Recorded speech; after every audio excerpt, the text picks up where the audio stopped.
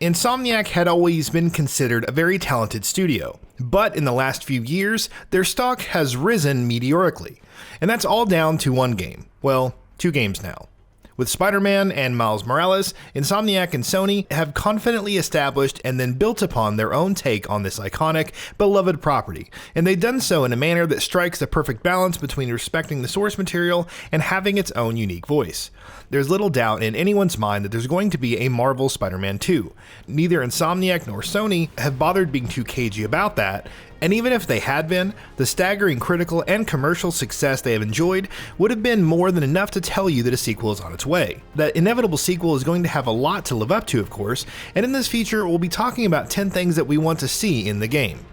Do note that there will be spoilers ahead for both Marvel Spider-Man and Marvel Spider-Man Miles Morales, so proceed at your own risk. Without further ado, let's get started. Spider-GWEN. 2 games in, and Insomniac's Spider-Man universe already has 2 web slingers to protect New York City, so why not introduce a third in the third game? Gwen Stacy has been a crucial character in the Spidey comics for a long time, and has gained quite a bit of popularity as Spider-GWEN as well, most recently thanks to Into the Spider-Verse.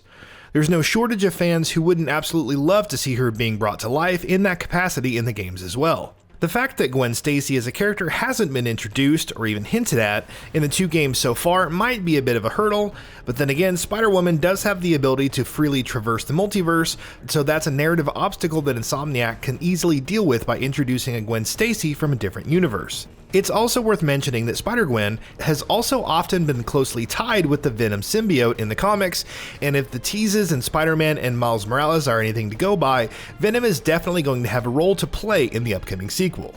Speaking of which, Venom.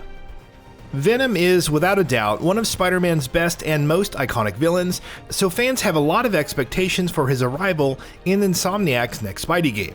Of course, those expectations aren't unfounded either. The post-credit scene of both Spider-Man and Miles Morales have made it clear that Venom is going to be a factor in the next game. However, instead of Eddie Brock, it seems like Harry Osborn is going to be the symbiote's host. The first game revealed that Norman Osborn had been using the symbiote to keep the ailing Harry Osborn in a stasis tank of sorts in order to save his life, and at the end of Miles Morales, he insists on getting his son out of the tank even when he's advised against it. So it's pretty clear that Harry is going to be an active character in the next game, and that the Venom symbiote is going to present some unforeseen complications.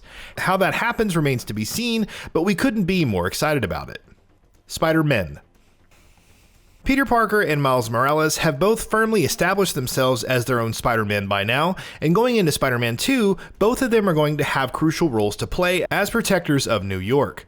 After having played as both of them for 1 game each, it seems like a foregone conclusion that both Spideys will be playable in Spider-Man 2. The question is, of course, how exactly is the game going to split its time between both of them? The obvious answer is that specific story missions will be tied to specific characters, which means Pete and Miles both getting their time in the sun is something that will be dictated and governed by the story, which Insomniac will of course have complete control over. But Spider-Man 2 is going to be an open world game, and how players spend their time outside of those story missions is not something the developers have control over. The best case scenario we can hope for then is for the game to allow us to switch between Miles and Pete at will in the open world, and play as whichever of the 2 we want. Miles' powers. Though Miles is significantly less experienced than Peter Parker as Spider-Man, he does have a significant leg up over his mentor in terms of his abilities. On top of having all the classic Spidey abilities that Pete has, Miles can also render himself invisible, while his bioelectricity also allows him to do things that Peter simply cannot. Miles' Venom powers, as he calls them, added a whole new layer to both combat and traversal in Miles Morales, making both sides of the game even better than they were in the 2018 title. So what do we want from the sequel? Well, more. Put even more of an emphasis on Miles' unique abilities, add even more usable, unlockable, upgradable abilities, allow players to use these powers in even more fun and unique ways in both combat and traversal. Insomniac already set a solid foundation for that in Miles' game, so we're hoping that they'll continue to build on that. Day-night cycle, dynamic weather. You expect most open-world games to have dynamic day and night cycles these days. It's kind of a basic requirement, but Spider-Man and Miles Morales didn't have that. Time of day changed in both games according to the story's progression, and players could change it manually from the menu. It's not a huge deal, of course, but we do hope that's something that changes in Spider-Man 2. What we do want to see even more of though is dynamic weather systems, because that's something that can actually affect gameplay. For example, webs might not stick to surfaces that easily when it's raining, or your swinging speed might be affected by high wind speeds, or Miles might even get a boost to his bioelectricity during thunderstorms. Sure, the snow is pretty to look at in Miles Morales, but weather that's more dynamic and has a tangible impact on gameplay would be so much better. Carry over all suits. One of the best things about Insomniac Spider-Man games, besides the traversal and combat of course, is the ridiculous amount of suits you can accrue and switch between at a moment's notice.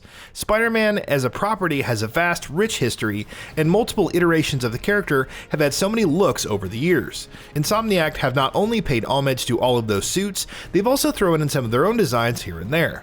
We are of course expecting them to add even more suits and suit designs in Marvel Spider-Man 2, ideally for both Peter and Miles, and we're excited to see what they will do with that. But just as crucial we feel is that they retain the suits they've already introduced in the first two games. Having all of those suits carried over with their respective powers and available from the get-go in Spider-Man 2 would be a dream scenario. Oh, and speaking of powers and mods, more depth to suit powers and mods. The many suits available in the two Spidey games have more benefits beyond the vastly different looks they offer. They also come with their own unique powers, which is something that players can bolster by adding mods of their own as well. And this is a system that we're hoping will have a little more depth to it in the next game. How exactly can they have more depth? Well, for starters, having more options would be nice. It would be cool if certain suits could have more than one power, thus allowing players to mix and match powers and suits with greater flexibility. Similarly, a wider range of mods that impact traversal, stealth, and combat in more meaningful ways would contribute a lot as well. Maybe Insomniac could even take those progression mechanics a step further and allow players to level up specific suits and suit powers as well, similar to how you can upgrade mods. Upgrading suits might even lead to tweaks and changes in what they look like. There's certainly a lot of potential here, so here's hoping Insomniac continues to build on these ideas. Larger open world. Marvel's Spider-Man was the largest open world Insomniac has made to date, as is Miles Morales, given the fact that it uses the same world map, though it may not feel too large given how quickly you can travel from end to end.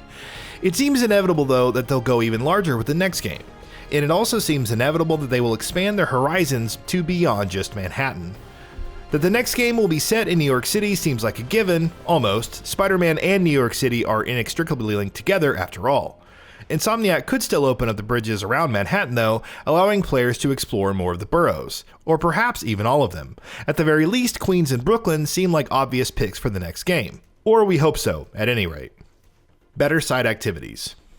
If there's one thing that Spider-Man and Miles Morales are criticized for often, it's the fact that their open world activities and structure can seem a bit rote. Side activities in these games tend to be quite generic, and many of them are rather one-note collectathons. Of course, they're still incredibly fun, given the fact that they always make sure to emphasize the best parts of the game, the stealth and the combat, but that doesn't mean there's no room for improvement.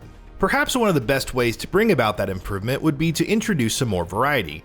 Across Spider-Man, its expansions, and Miles Morales, though there's definitely several kinds of side activities, they usually fall into a rather limited number of archetypes. You have your bases, you have your traversal challenges, and you have your collectathon missions. Marvel Spider-Man 2 will probably still have these, which again is fine given the fact that they're still fun thanks to the game's core mechanics, but having a greater and more imaginative range of activities on top of these would make the open world itself feel a lot more engaging. Focus story. Insomniac's love and reverence for the Spider-Man property is clear as day and bursting through in every second of the two games they have made so far. The stories of both games are among the best Spider-Man stories we've seen in many years across all media, and expectations as such are high from the next game in the storytelling department as well, especially because of all the exciting things they seem to be teasing for the future. We do hope, however, that Insomniac can juggle the many balls they have in the air properly.